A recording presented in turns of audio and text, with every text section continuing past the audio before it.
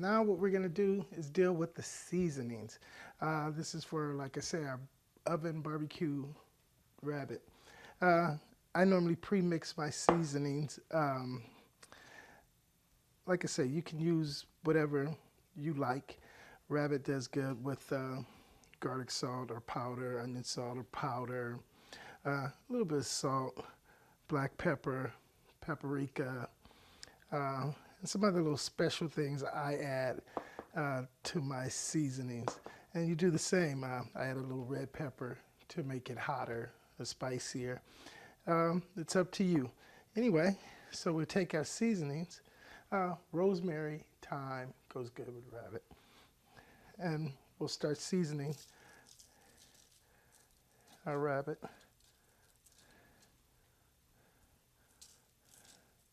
And you just kind of liberal. And you want to season both sides of your rabbit.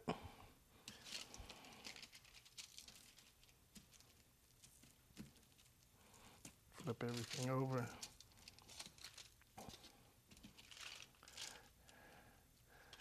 And now we'll season this side.